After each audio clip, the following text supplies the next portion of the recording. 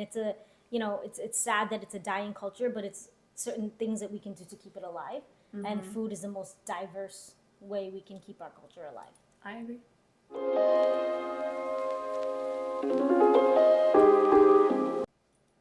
Hey everyone, welcome back to our channel, HOU Living in Houston.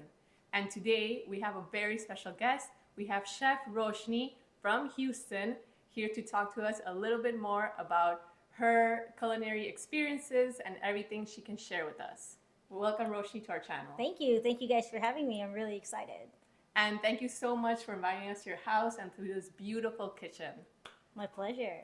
So can you tell us a little bit more about your story, about how you started in culinary and what inspired you to be a chef? Sure. I wanted to be a chef since I was a kid. Like, I don't even remember knowing what the industry was. And coming from a South Asian background, it wasn't really the best decision as per my parents' eyes or the community's eyes. But it's something that I pursued, and I've been doing it for over 20 years now. So really, really love what I do. Okay, that's like, we can tell. Thank you.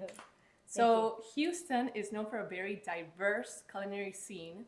Have you seen the local food industry evolve over the years? And how has that influenced you as a chef? Absolutely. I've been in Houston quite a few years now, and seeing the food industry grow and be recognized. We are internationally now recognized. You know, when people think of Texas, a lot of times they think of barbecue, meat and potatoes, cowboys. Houston itself has a large amount of chefs that are James Beard Award winners.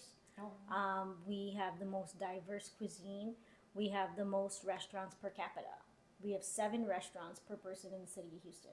Whether it's a coffee shop or fine dining. You see a great mix of that. And you see a great mix of different ethnicities in cuisine. And different versions of that. Just taking Indian cuisine, you can get the most authentic or you can get the most modern. So it's really, really cool to see it evolve and grow. I didn't know that Houston had that many restaurants. That many restaurants. No wonder, like, you can go to one every single day and just never finish trying it all. Absolutely, absolutely. Like, I've been here so long, and I can honestly say I've not even touched base into Chinatown or Asia Town. You know, and just in the past couple of years, a second Asia Town has grown in Katy. So just seeing that, and with COVID, the amount of people that have come into the city of Houston of different ethnicities and diversities, it really allows people to be able to experience world cuisine in one city. Yeah, I totally agree. I feel that anybody who comes to visit to Houston, like, they always fall in love with the cuisine. Absolutely, absolutely. I have not had a bad experience. Yeah, that's for sure. Food-wise, I've not had a bad experience. You know, people say, "What's your favorite restaurant?" It's such a hard question to answer. Yeah. Because it really depends on what you're in the mood for, and what you feel like eating that day. And then I can, say, okay, I have my favorite spots to go to. So it's really hard to pinpoint just one. Totally makes sense. So how do you feel that like, so much diversity has influenced your cooking style? For me, honestly, over the past 5 years, I've really jumped in and dived into Sindhi cuisine, which is my background, and that's still not hit mainstream yet. Yeah. Not even within Houston, not within the United States, and not even within Europe or outside of Asia. I can say that it's a really known cuisine. So for me, being able to offer that and really work towards putting that on the map, that's sort of where my focus has been. There are tons of Indian restaurants everywhere you go, every city you go to, town you go to, but is Sindhi cuisine being represented the way it should be? And that's really what I'm trying to do. That's awesome. I know, I really like that because we're also Sindhi, so it feels so good when someone's representing you, and what best way than food, right? Absolutely. I mean, it's sad that it's a dying culture, but it's certain things that we can do to keep it alive, and food is the most diverse way we can keep our culture alive. I agree. Who doesn't love to eat? So Indian cuisine has gained popularity worldwide. Have you seen a growing interest in Indian cuisine within Houston?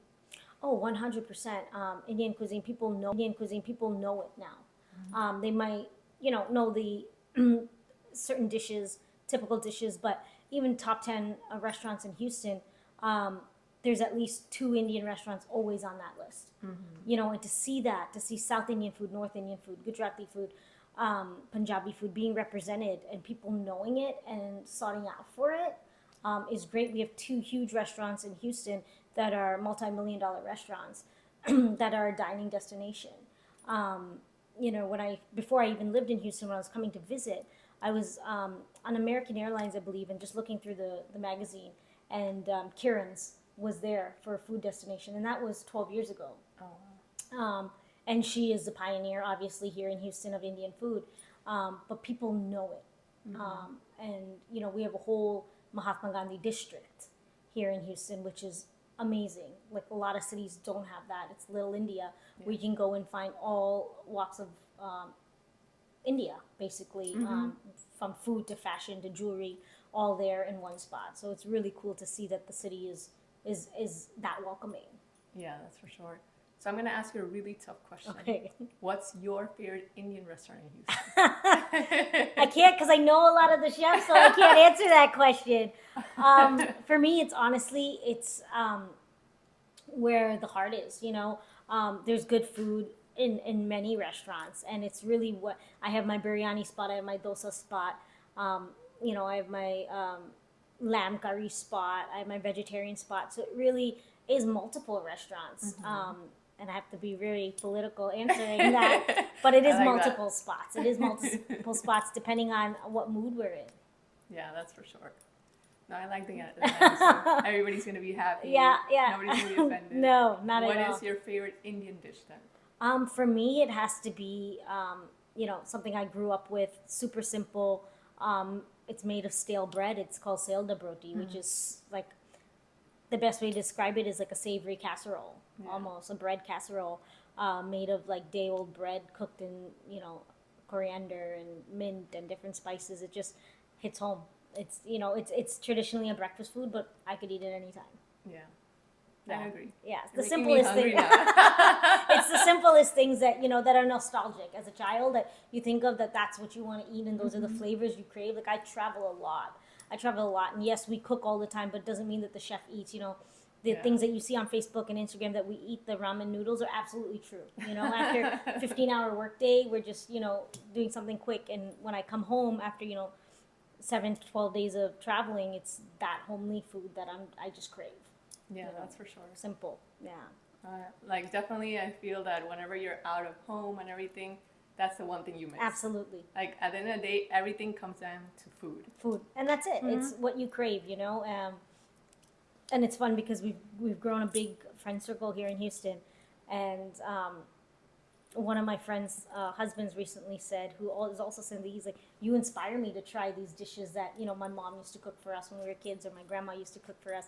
So hearing that from a Sindhi male is a huge thing, to say, you know what, Rosh, I see your pictures and I see how you're elevating Sindhi food, or just making it look pretty. And that's sort of what I do, is I stick true to the recipes, but I just try to evolve the presentation. And to say that, you know, he's like, you inspire me to try these things at home. That really hits home. So that's really big deal. I feel that for all of us, like, who are Sindhi, we really, that's one thing we always want to try, always to keep and conserve that Sindhi culture and the Sindhi food. So that's one thing I feel that I've tried to do sometimes. Right. To sometimes incorporate like a Sindhi dish here And and don't there. be afraid. And that's what I tell people. I'm like, it might not taste like our mom's food, and my Sindhi food doesn't. You can't compare. Yeah, Right? exactly. You can't compare your mom's food, your grandma's food, but you can try. And you can make that, you know, as one day as a mom, you can make that your children think, oh, I remember my mom's food. Exactly. And then try to mimic it. And that's the only way we're going to keep our culture alive. Yeah, Right? So, no, I definitely agree. yeah. So what are some culinary places or areas that you feel are unique in Houston, that anybody who visits, they should definitely visit? I definitely say Mahatma Gandhi District, Bel Air for Asia Town, now Katy for Asia Town, Phoenicia Market for Middle Eastern food. I think these are all spots that anybody coming, wherever you're from, that, you know, you want to try different food, Houston has it. Obviously, barbecue is something that we're known for in Texas. Cajun cuisine is something we're known for. So definitely try those restaurants that are unique to Texas. But again, I mean, you can find anyone can be here from any walk of life and not miss their home food.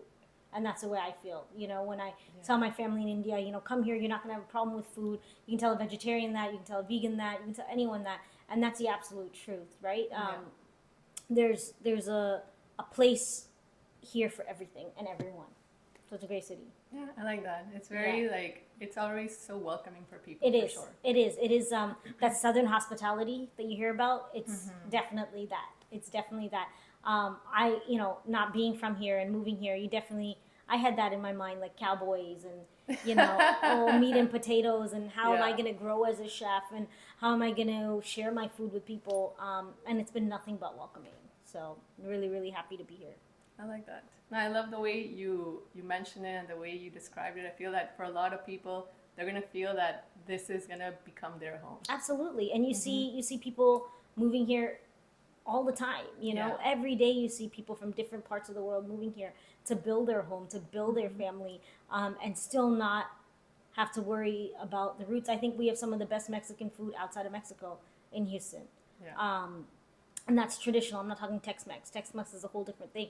But traditional Mexican food, street tacos, you know, I've had them just as good here than I have in Mexico. So Venezuelan food, Argentinian food, Brazilian food, it's all there. You know, all walks of South America and Asia are here. So we're really, really lucky. Yeah, that's for sure. It's like the Manhattan of the South, or New York of the South is the best way to describe it. Because New York is a place that you can get everything. Yeah. It's the same thing here. I think it's the New York of the South, and it just keeps growing. Yeah, that's for sure. So I have another question. So for anybody who's maybe looking to buy a home and they're a chef at heart, what would you recommend is something that they should definitely have in mind whenever they're picking out a house, a kitchen, that you consider is important? I think gas stove is something that's really, really important. Whether you're a chef or not, gas cooking versus electric or induction, in my opinion, is the way to go. You know, you can always put a gas line into your home, but if it's already there, you're saving yourself some money. And you know, just make sure the kitchen works for you. Whether you're a chef or not, 90% of the time your time is spent in the kitchen with your family. Yeah. So really make it warm and welcoming. But you know, something that I looked into before buying a home was, is it a gas line? You know, renting an apartment, coming from electric and my joy for cooking, that's the one thing that was like, I have to have a gas stove. For sure. And that for me is big, and the space was big. I came from smaller kitchens, and it doesn't mean that a small kitchen you can't get stuff done. During COVID, I was living in a townhome, and I was producing, you know, 100 meals a day out of a townhome kitchen. And it's how you utilize your space and make it your own. But that's one thing I would say is a selling point for me is having a gas stove. I always thought, like, I use a gas stove, but I just thought it was because I was used to it, that I didn't like electric so much. But now that I hear from you, now I feel like a real chef. Like, yeah, I'm doing it the right I way. mean, I probably couldn't go back to electric. You cook on it if you need to, but same with induction. People say, oh, we have small kids at home, it's safer, there's no flame. It's really what you're used to. Yeah. But as a chef, as someone that cooks every day, it's quick, it's easy, you know, and it's just it's a total different ball game. Like, you can grill even if you don't have a grill on a gas stove. You know, putting a wire mesh on top and really getting the char marks is something you can do. So that's for me, in my opinion, something that I definitely look at walking into a home. Okay. Yeah. I like that. And what is another suggestion that you give people for them to start their kitchen? Like, what are utensils that they must have, or any spices you feel that with, let's say, these 5 spices, you can make any meal? Yeah, I think a lot of people get wrapped up in gadgets. And I would say don't overspend, don't overthink gadgets. Everything can be done old school in a pot and a pan. I don't own a pressure cooker. I don't own an Instapot. I don't even know how to use one, right? And for me, you can still slow cook. People, yes, time. We're all thinking about time. But for me, when I tell my clients that it's all about meal prepping, right? On your day off, it's all about meal prepping. Don't go extravagant on gadgets if you're going to use once or twice. Invest in a great set of pots and pans, a great set of knives, and a great blender. And I think that's all you need. That's really all you need. I travel around the world cooking in different people's homes, and everyone's like, "What do you need? What do you need?" I said, "I need pots and pans and a stove," and that's it. And investing in a great pots and pans is something that I mean, it's a lifelong investment. Great companies offer lifetime warranties, and that's how you know it's a great set. And people are like, "Oh, $500, $700, $800 on pots and pans," and you'll never buy a pot and pan again because you're using that. Yeah. Same thing goes with appliances. Look for ones that have longer warranties on them because that company's offering it to you for a reason. Air fryers are the new thing with young kids. It's great, they can use it as well. Again, look for something that offers you a lifetime warranty. And the way I say it is, you can spend $100 on a blender and replace it every 3 years, or spend $400 and never replace it. Yeah. So it's really looking into that. I'd be happy to guide people with brands. I get no sponsorship or endorsements. It's just brands that I really like to use. And that's something I will tell people all the time. Invest in that and knives, and you'll never have a dull knife. Okay, I like that. Yeah, a sharp knife does half the work than a dull knife. So. Oh wow, yeah. Yeah. I definitely agree. that's what I say to people. So for sure. Okay. So this is actually great. We're so happy that you welcomed us here. Of course. And it was so great to hear your story and everything you have to offer. So everybody, please, we're going to put down below in the description more about Roshini and all her incredible cuisine. So please follow her. And thank you so much for joining us. Thank you. Till next time.